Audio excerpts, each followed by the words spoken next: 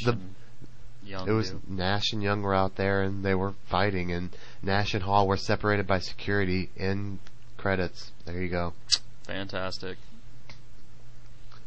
I would have much preferred either the Samoa Joe thing or the Angle promo ending the show. Either one. Yeah. There's no reason for the Hall and Nash thing to end it. After Impact, the next day on Friday night, Smack Drew. That's right. No longer SmackDown. Cut that shit out. It's Smack Drew. Cause SmackDown was yours, but now it's mine. Now it's mine. Cause Drew McIntyre owns this show.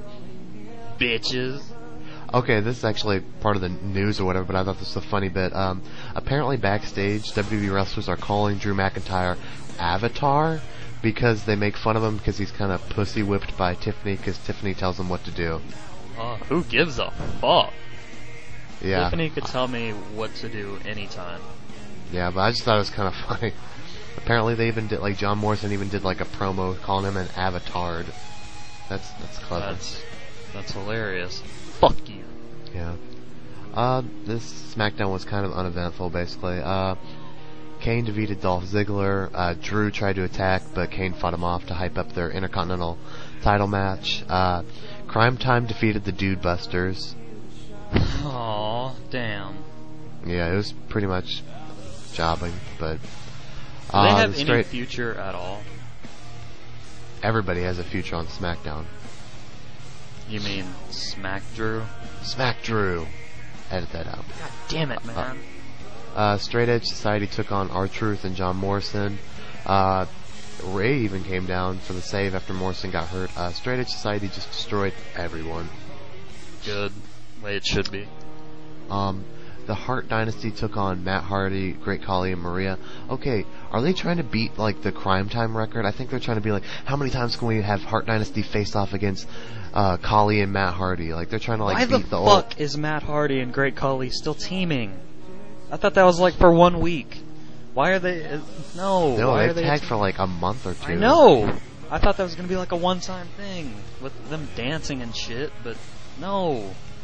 I guess... And then they throw Maria in there, like, what? Yeah, I guess they're trying to make Maria kind of like, almost like Lita, because, like, Hardy was, like, helping her after the match, and he was, like, you know, being all, like, nice and stuff, so. Yeah. Next week on Smack Drew is going to be Michelle McCool versus Mickey for the women's title, and Vicky will be the guest referee. Oh, what a heel. Heel. In the main event, Edge versus Batista. Edge's first singles match back.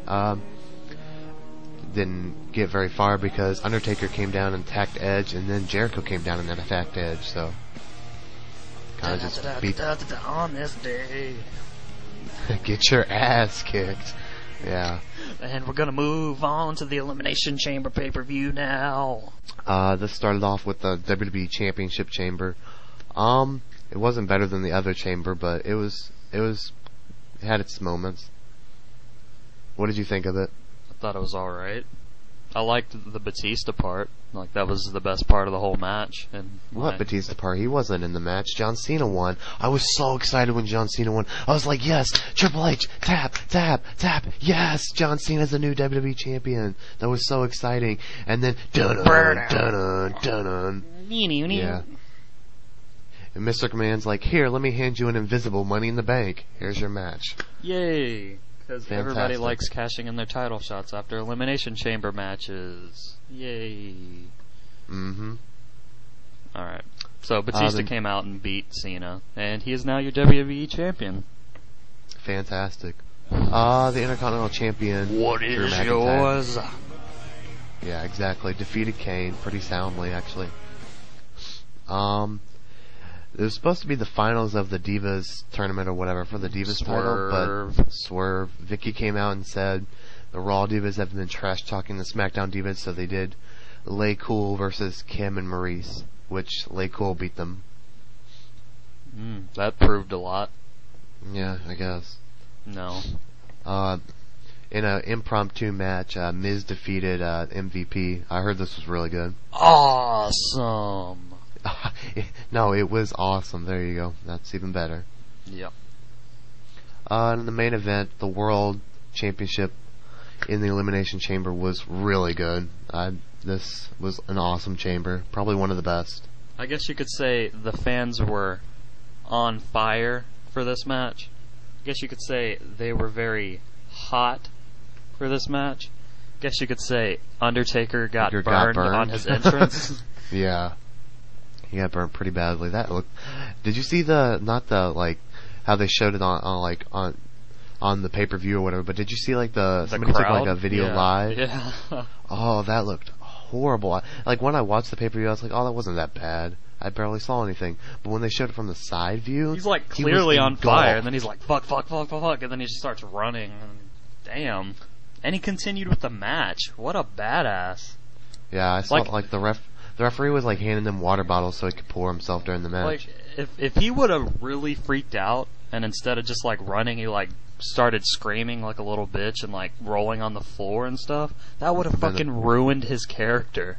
Been the best entrance for him ever, though. Yeah, the Elimination Chamber was pretty good and everything. I liked how Undertaker, he was burnt pretty badly. If you looked at when the camera focused on him while he was inside of his pod, you could see his whole chest was completely red. I know how you talk shit about Undertaker quite a bit. Okay, he actually did have a good showing in this. I was actually he was thinking fucking that. Burned. Yeah. And he was on Raw the next night, which was awesome to see. Yeah. In the chamber main event or ending or whatever, Shawn Michaels came out from under the ring through the little steel plating and then came up, kicked Taker, and then Jericho got the 1-2-3. You knew world champion Chris Jericho, which moves us right along to Raw, which I was actually at live because it was in Indianapolis, Indiana. It was awesome. It was the best show I've been to live. It really was. How did the show start off? The show started off with actually Jericho cutting a promo about being the new world champion, which was awesome. Crowd was booing the shit out of it. All of a sudden Edge's music hits, and I was legit, when I was watching, I was like, oh, I kept, looking at the entrance, I was like, where's, come on, Edge, come out. And then I didn't even, by the time, he speared him, I just turned around, I was like, oh, holy shit. It was an awesome moment. Yeah. This is I'm excited for that match. Jericho and Edge. Yeah, so I mean, we've been calling that for a while. Quite a while. But still, it'll be awesome. Yeah. So Edge said he's going to face Jericho at WrestleMania. And then immediately, yes, Cena came running down or whatever, not running down, actually he was limping because he was hurt. He said he wanted, his WWE title rematch back tonight and everything, and Vince came out and he said, you can have your title match at WrestleMania if you defeat somebody tonight, and it'll be Batista, so he has to face Batista later that night. Yep.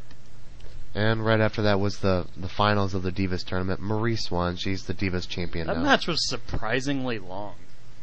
Yeah, they did have a bit of a while. There was one, I don't know if you saw it on TV or whatever. I was kind of confused while I was watching it. There was some awkward spot where they went running towards the corner and Gail Kim did a moonsault or something. Oh yeah, that was fucking Maurice was nowhere near her and Gail Kim's like, fuck it, bam. Missed it. It was really weird. Yeah, everybody around me was like, what was that? I don't get it. And everybody was just kind of confused for a while. Anyway, the hosts are shown backstage. Jillian says she can sing better than Jewel, and so she tries to sing, and then Jewel says, no, you can't, and slaps her. So, pretty nice. Yeah, they were talking about it on Twitter, apparently. They were talking on what? They were talking about the slap on Twitter. Oh yeah, Kofi was like, damn, that's a slap. Speaking of Kofi, the next match was a 6-man, Kofi, Evan Bourne, and Yoshitatsu versus The Legacy, which Orton made this match because he's sorry to Cody Rhodes and Ted DiBiase for letting them down as a leader, and that he really wants to show that Legacy can really be a great group tonight, and that they can really win RKO DDT. Aww. That was awesome. The crowd went ape shit. I've never that was insanely loud. Well, I mean, he's been the top face on Raw, even though he's been a heel. He was just fighting